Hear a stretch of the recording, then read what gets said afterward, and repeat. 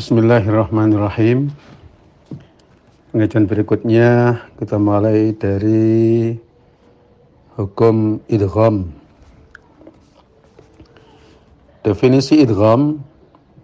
Idgham menurut bahasa artinya memasukkan. Seperti kata adghamtul lijama fi famil farasi. Artinya aku telah memasukkan tali kendali ke dalam mulut kuda. Nah ini ada cerita lucu.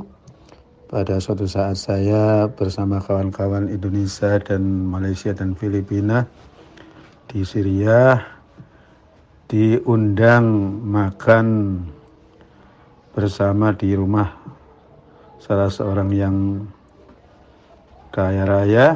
Di situ banyak sekali buah-buahan yang menarik,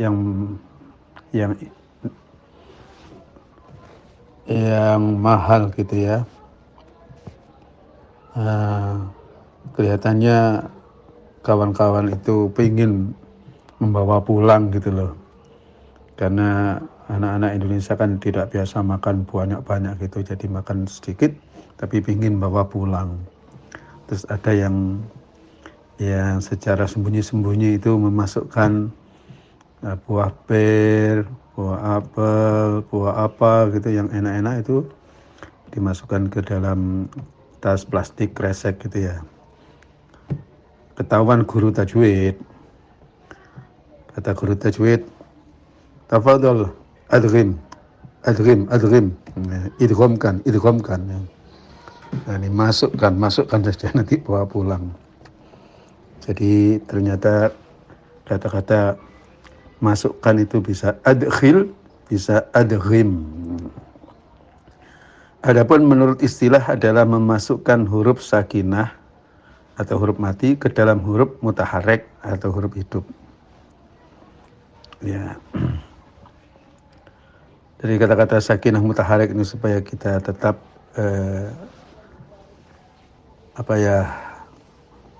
paham betul bahwa kata-kata sakana itu diam, taharoka itu bergerak.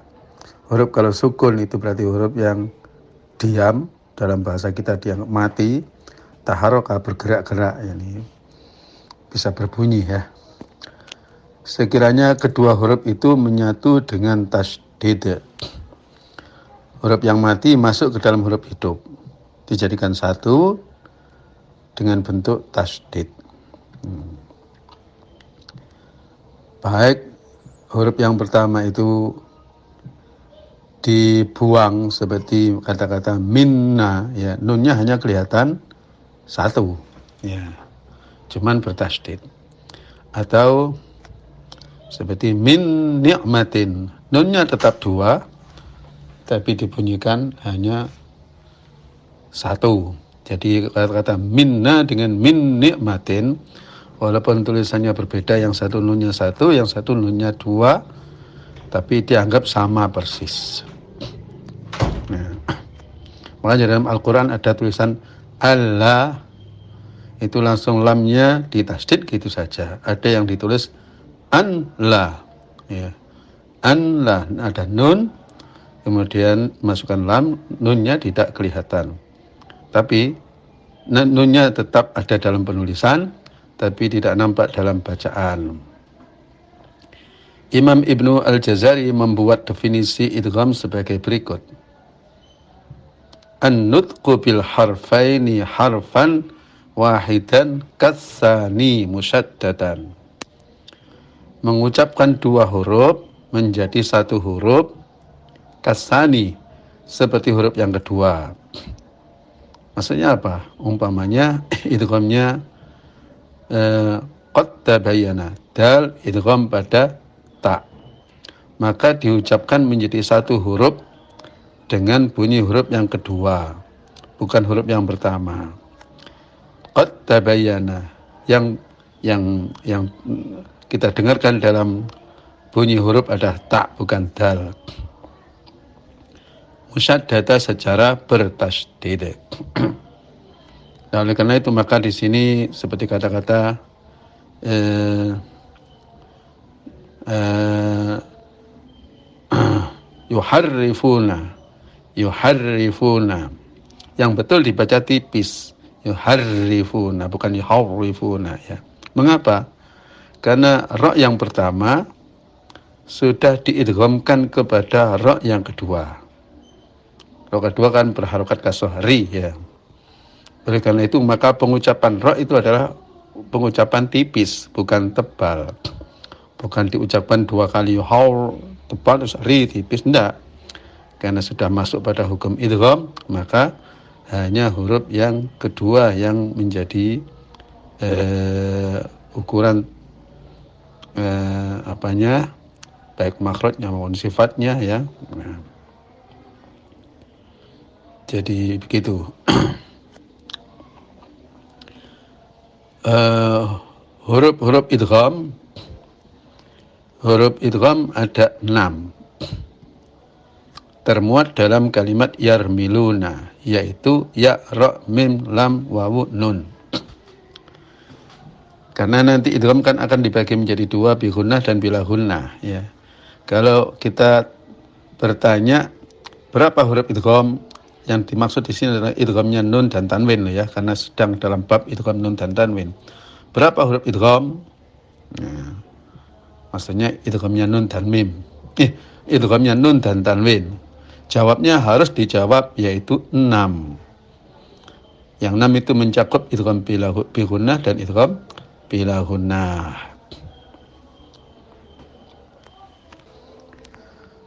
Pembagian idgham. Idgham terbagi menjadi 2, yaitu sekali lagi yang dimaksud di sini adalah idghamnya nun dan tanwin ya. Soalnya kalau pembagian idgham gitu saja nanti idgham apa, kan ada idgham mislan, idgham mutajalisan, ada idghamnya mim, ada idghamnya huruf secara umum ya, ada idghamnya al-ta'rif seperti idgham syamsi ya. Tapi kita berbicara di seputar bab, karena bab ini adalah bab idghamnya nun dan tanwin, maka idgham terbagi menjadi 2. Idgham bi gunnah, yakni idgham disertai dengan dengung. Yang kedua idgham bi ghairi gunnah atau bila gunnah ya. Sama saja artinya ya. Bahkan seandainya dikatakan idgham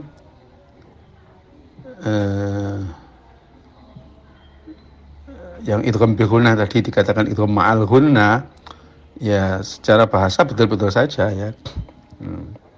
Tapi biasanya kalau ma'al itu dipakai untuk idghamnya mim, sedangkan bi gunnah untuk idghamnya nun dan tanwin, untuk mempermudah. Jadi idgham bi gunnah, idgham bila gunnah atau bi ghairi gunnah, yakni idgham tidak disertai dengan dengung ya. Idgham bi gunnah mempunyai 4 huruf, yaitu tercakup dalam kalimat yan mau ya, nun, min, wawu ya. Nanti di belakang akan dijelaskan bahwa idgham bi gunnah, idgham bila gunnah ini termasuk idgham kamil atau naqis ya. Kalau idghamnya nun ke lam, idghamnya nun ke ra, itu dianggap idgham kamil karena nun masuk ke lam atau ke ra, sedangkan nun hilang sama sekali ya. Nanti ada penjelasan yang lebih detail ya. Penjelasan pertama, idgham bi gunnah yaitu apabila salah satu di antara 4 huruf ini jatuh setelah nun sakinah. Ada orang yang membuat istilah nun sakinah bertemu dengan huruf-huruf idgham. Ada yang dibalik. Huruf-huruf idgham jatuh setelah nun sakinah. Nah, itu tersah. Nanti lebih gampangnya, lebih nyantolnya itu bagaimana ya. Jangan sampai orang bingung. Biasanya kan nun mati bertemu, kok ini huruf idgham jatuh setelah, ya sama saja. Dengan syarat nun berada di akhir kalimat. Ini syarat loh ya, harus dipegang. Sedang huruf idgham berada di awal kalimat berikutnya. Ya, ini bertemunya nun dengan huruf idgham itu di lain kalimat ya. Beda dengan izhar, di mana izhar itu dalam satu kalimat atau lain kalimat sama saja. Atau jatuh setelah tanwin. Kalau jatuh setelah tanwin itu ya mesti tanwin di akhir kalimat, tidak ada tanwin di tengah-tengah kalimat ya. Atau jatuh setelah nun yang ditulis dengan tanwin. Seperti waliyakunam minas shaghirin. Ya, sebenarnya nam itu adalah nun sakinah, ya, nun taukid mukhaffafah, tapi tulisannya dalam Al-Qur'an adalah tanwin. Sama saja ya, dianggap nun. Yang asalnya adalah waliyakunan minas shaghirin. Maka wajib dibaca idgham bi gunnah. Idgham disertai dengan dengung. Kecuali di dua tempat, yaitu nun wal qalami wa ma yasturun. Nun itu kan ada nun mati. Dan nun mati di sini adalah mati mabni ya. Walaupun diwasolkan ya, tetap sukun. Jangan sampai ada, wah itu kalau diwasolkan ya menjadi nun wal qalami, karena nunun maka diwasolkan bertemu wawu menjadi nu, itu tidak betul ya. Karena nun wal qalami baik waqaf maupun wasl, nunnya tetap sukun. Terus yasin wal qur'ani. Yasin berakhiran dengan nun sakinah. Kalau diwasolkan ya bukan yasinun wal qalami terus dibaca yasinu, tidak betul ya. Apabila nun diwasalkan dengan wawu pada dua ayat tadi, maka hukum kedua sukun ini menurut riwayat Hafs dari Imam Asim adalah dibaca izhar. Yang demikian ini terkesan menyimpang dari kaidah idgham bi gunnah. Karena idgham bi gunnah kaidahnya ya, apabila ada nun mati bertemu dengan huruf idgham di lain kalimat, maka harus diidghamkan. Sedangkan nun wal qalami ini kan nun di akhir kalimat ya. Loh, kok malah bertemu wawu yasin wal qalami, ada nun mati bertemu wawu di lain kalimat. Kok diizharkan ya. Terkesan menyimpang daripada kaidah. Namun sebenarnya hukum nun dalam dua kalimat ini dikategorikan sebagai izhar mutlak, seperti sinwan, kinwan, bunyan, ya, dunya, ya, dikategorikan seperti itu. Atau dengan mengembalikan nun wal qalami, ya, itu yasin itu ditulis dengan beberapa kalimat ya. Oh ya maaf, tidak seperti itulah pokoknya. Nanti ada sebagian ulama yang mencari alasan-alasan mulek-mulek ndak karu-karuan ya. Alasan itu kadang-kadang mudah difahami, kadang-kadang sulit difahami. Alasan itu tidak saya jelaskan. Mengapa kok diidghamkan? Mengapa kok diizharkan ya? Tapi alasan yang paling utama itu cukup alasan riwayat, berdasarkan riwayat. Kata-kata berdasarkan riwayat itu adalah berdasarkan pengajaran sesuai dengan riwayat dari guru terus sampai ke Imam Asim, sampai ke Rasulullah. Dulu diajarkan seperti itu, gitu aja sudah. Ya.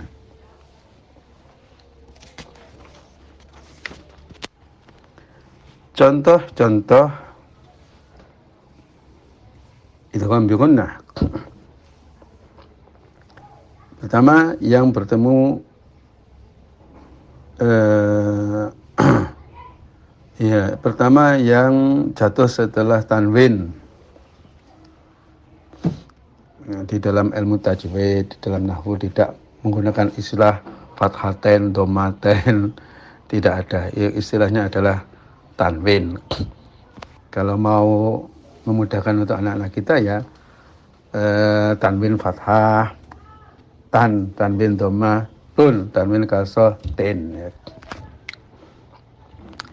Jatuh setelah tanwin, ketemu ya wujuhu yauma idzin amsajin nabtalihi suhufan mutahharah wa walidew wa ma walada. Ya. Yang jatuh setelah nun, wa may yuti'illah lan nadkhulaha abadan mimma indafiqa mewal. Ya.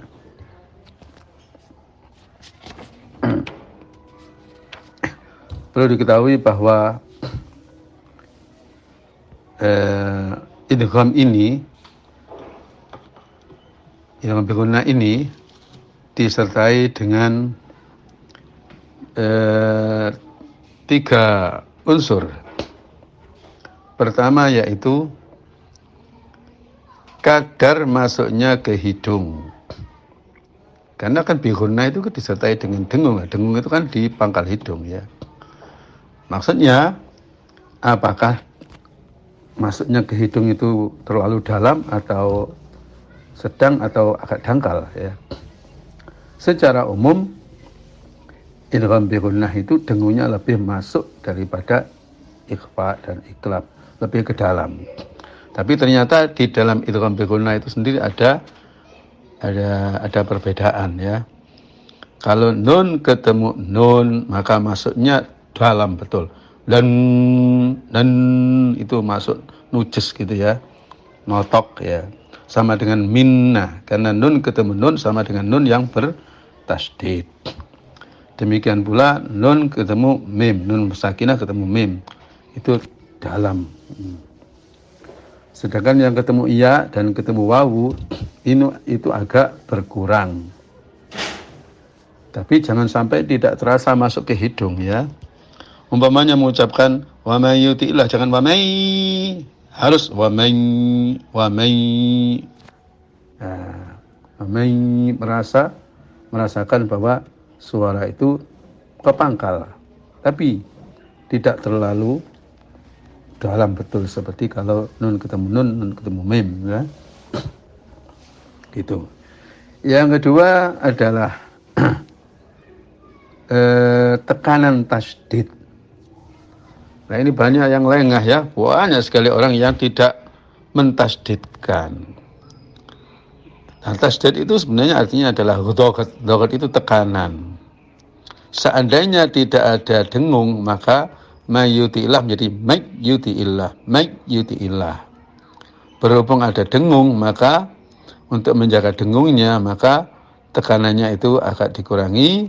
Tapi dengungnya agar dengungnya itu bisa tetap nampak. Jadi yang betul wa may yutil, jangan wa may ya. Wujuhi ya. Menekan ya. Yang ketiga adalah panjangnya dengung. Panjangnya dengung itu ini menjadi masalah ribet ya. Karena pada umumnya guru-guru, apalagi guru-guru TPQ, dengung itu sampai panjangnya melebihi mad wajib mad jaiz ya. Wa may yuti'illah ya. Kelebihan. Coba dengarkan Syekh Mahmud Al-Husari yang menjadi guru daripada guru-guru Al-Quran. Itu dengung itu ya disesuaikan dengan kecepatan bacaan. Nah, kecepatan bacaan kalau bacaan hadir ya, qulna ihbitu minha jami'an fa imma ya'tiyannakum minni hudan faman, sudah cukup ya. Kalau bacaannya tartil ya, qulna ihbitu minha jami'an fa imma ya'tiyannakum, begitu aja. Ya, ada orang-orang yang melebihkan dengung, dilebih-lebihkan sampai lebih panjang daripada mad wajib, bahkan sampai lebih panjang daripada mad lazim. Itu ada kalanya karena tidak mengerti, ya, atau karena dari gurunya seperti itu dan gurunya tidak tahu apa tidak ngerti ataukah sekedar untuk pembelajaran awal ya. Ada kalanya alasannya adalah untuk melatih untuk bersifat sementara lah, untuk pembelajaran awal ya. Nanti kalau sudah jadi baru dibenarkan. Yang benar tidak sampai segitu ya. Sama saja dengan orang mengajar mat itu ya. Mat wajib, mat jaiz itu kan panjangnya 2 kali daripada panjangnya mat tabi'i. Itu yang unggul ya. Ada pendapat katanya lebih panjang sedikit, yaitu 5 harokat atau 2 alif setengah ya. Nah, cuma cara mengukurnya bagaimana? Kadang-kadang pada saat ada wisuda TPQ apa itu ya, ya ya takir asabah itu ya, yang panjang 6 itu enggak sampai segitu panjangnya. Jadi yang benar panjangnya dengung itu lebih panjang daripada mat tabi'i, lebih pendek daripada mat wajib dan mat jaiz. Kalau kita mengatakan mat wajib, mat jaiz menurut pendapat yang unggul itu 4 harokat, sedangkan mat tabi'i itu 2 harokat, maka panjangnya dengung idgham bi gunnah ya, dengungnya iklab ikhfa ya, itu 3 harokat. Pastikan Anda memanjangkan 3 harokat itu sesuai dengan ukuran yang sebenarnya. Jangan ngomongnya saja 3 harokat, tapi prakteknya 6 harokat atau 4 harokat ya. Walhasil lebih panjang daripada mat tabi'i, lebih pendek daripada mad wajib, mad jaiz.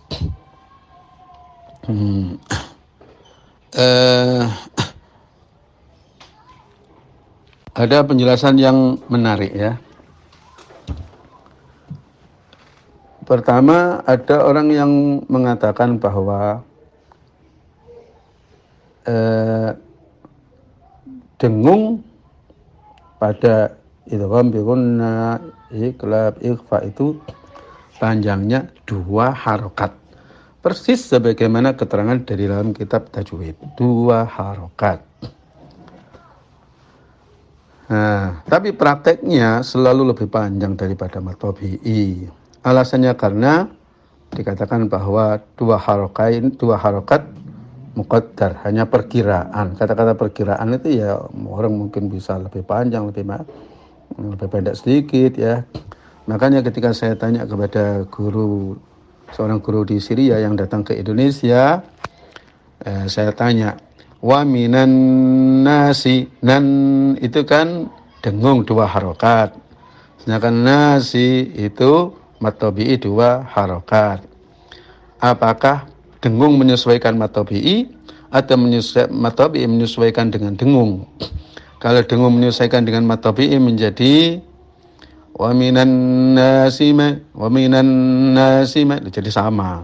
Kalau sebaliknya mat tabi'i menyesuaikan dengan dengung, wa minan nasimai ya, seperti itu ya. May yaqulu panjang mana? May dengan qulu. Amanna panjang mana? Man dengan na ya. Kalau sama-sama 2 harokat, kok belum pernah kita dengarkan qori membaca dengung lebih pendek, dengung itu sama persis dengan mad tabi'i ya. Selalu lebih panjang. Jawabannya katanya, iya memang sama-sama dua harokat, tapi prakteknya dengung lebih panjang sedikit ya. Jawaban begitu itu dianggap tidak ilmiah gitu ya oleh sebagian guru-guru tajwid di Indonesia. Ya. Ada lagi jawaban yang lain yaitu bahwa dengung itu sebenarnya 3 harokat bukan 2 harokat. Ya. Tapi dengan rincian 1 harokat ditambah 2 harokat. Seperti may yaqulu, sebelum ketemu ya dibaca man. Itu ada dengung 1 harokat. Setelah ketemu iya, karena idgham maka ditambah 2 harokat. Jadi 3 harokat dengan rincian seperti itu. Nah, tapi keterangan seperti ini mencari di buku-buku tajwid kok ya sulit gitu lah. Di mana ya keterangannya ya? Yang terakhir ada yang mengatakan bahwa dengung itu diistilahkan 1 harokat, 1 dengung ya. Tapi sebenarnya dengung itu lebih lama daripada harokat.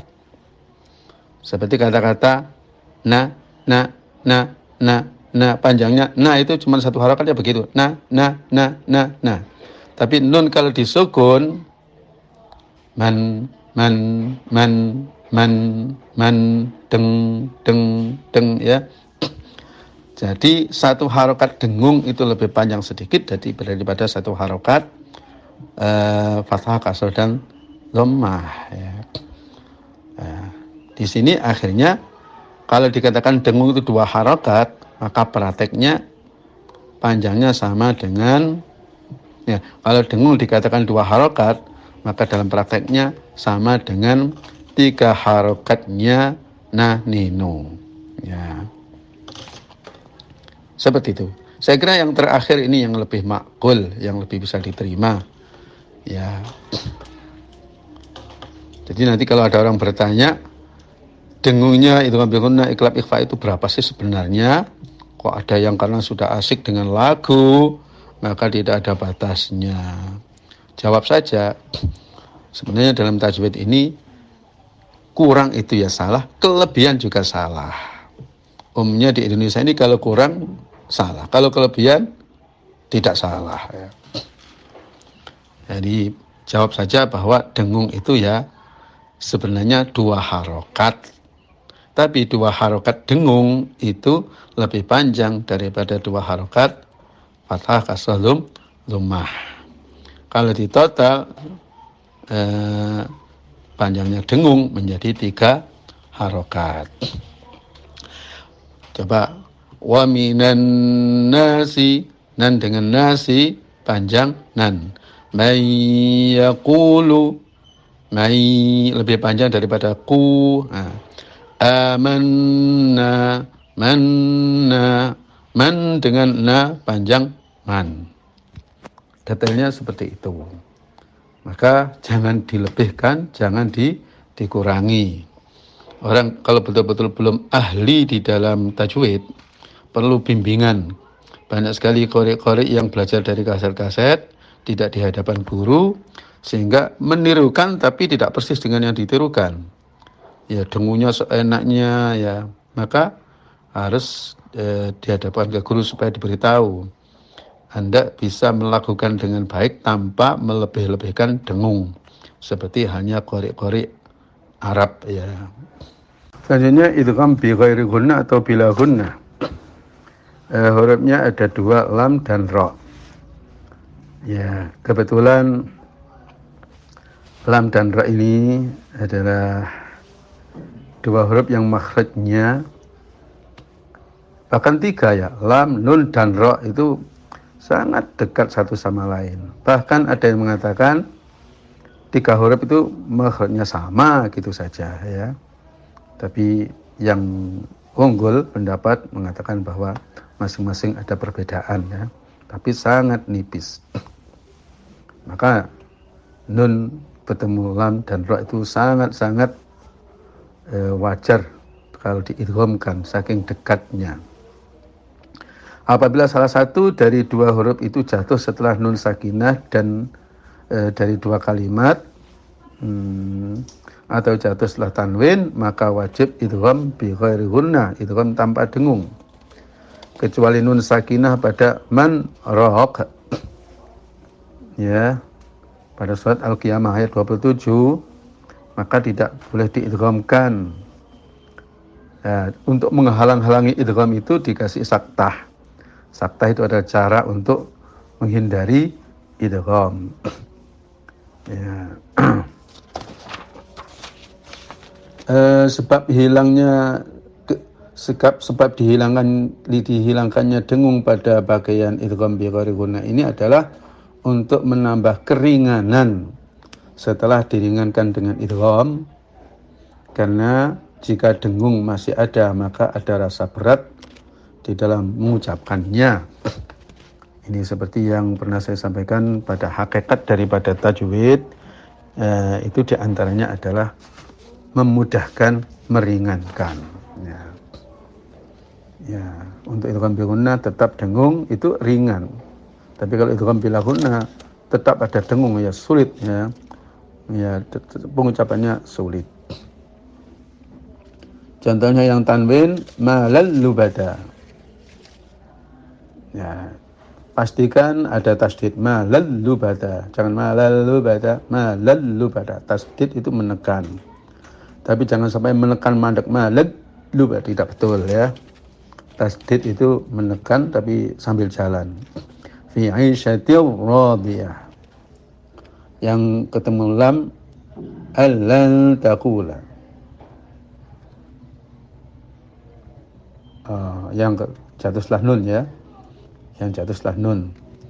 Allan taqula, yang jatuh setelah nun ketemu ra mir rasulin. Ya. Penulisan idgham di dalam Al-Qur'an. Penulisan idgham dalam Al-Qur'an secara umum itu ya. Kalau idgham itu harus ditulis tasdid. Seperti mir rabbihim, harus ada tasdid di atas ra. Ya. Sedangkan kalau ikhfa, karena ikhfa itu kan antara idgham dengan izhar, maka tidak ditulis tasdid seperti minkum, maka di atas kaf tidak ada tasdid. Namun ternyata penulisannya tidak 100% seperti itu ya. Kalau idghamnya idgham kamil, idgham yang sempurna. Idgham sempurna itu huruf pertama masuk kepada huruf kedua, dan seperti huruf pertama itu 100% hilang. Entah itu dalam pengucapannya saja atau sekalian dengan tulisannya ya. Itu idgham kamil. Maka ditulis tasdid. Seperti malal lubada, di atas lam ada tasdid. Fi syatir radiyah, di atas ra ada tasdid. Allan taqula, allan di atas lam, mir rabbihim di atas ra ada tasdid. Ditulis tasdid. Tapi kalau untuk yang ketemu nun dan mim, ini menjadi permasalahan. Apakah min nikmatin itu di atas nun, di atas ditulis tasdid atau tidak? Ya, mim ma'in di atas mim ditulis tasdid atau tidak? Tidak. Penulisan ya. Kebanyakan tidak menulis. Ya. Kebanyakan ya. Ada yang menulis tasdid ya. Alasannya apa? Karena min nikmatin nun masuk ke dalam nun. Katanya idgham, tapi kan masih ada dengung. Masih ada dengungnya nun pertama. Maka ini idghamnya tidak kamil, tidak sempurna. Katanya idgham masih ada satu sifat nun, yaitu dengung. Maka idgham naqis ya. Tapi ada yang mengatakan idghamnya idgham kamil, sempurna. Loh, kok bisa? Ada dengung. Jawabannya adalah dengung itu adalah dengungnya nun yang kedua. Min nikmatin itu dengung adalah milik nun yang nikmah, itu bukan min ya. Nah ini kan harus maju ke pengadilan ya untuk memastikan dengung itu milik nun atau milik nun pertama atau milik nun kedua. Kalau dianggap milik nun yang pertama, maka idghamnya idgham naqis, tidak perlu diberi tasdid. kalau dengung dianggap miliknya nun kedua nikmah, ya maka harus ditulis tasdid karena idghamnya kamil. Nun yang pertama sudah tidak berdengung, ya. Terus may yaqulu, ya, dan meu waraihim, nun ketemu ya dan nun ketemu wawu, itu jelas-jelasan idghamnya adalah idgham naqis. Karena may yaqulu, ya tidak mungkin berdengung. Kalau ada dengung mesti milik nun, ya berarti nun itu tidak sempurna idghamnya. Idghamnya idgham naqis, ya. Jadi untuk nun ketemu ya, nun ketemu wawu pasti tidak ditulis tasdid. Kesimpulan, kalau idgham bila gunna, karena idghamnya kamil, dikasih tasdid dalam penulisan. Kalau nun ketemu ya ketemu wawu tidak ditulis tasdid karena idghamnya idgham naqis. Adapun ketemu nun, nun ketemu mim, itu dianggap naqis atau kamil, ini menjadi perselisihan pandangan, ya.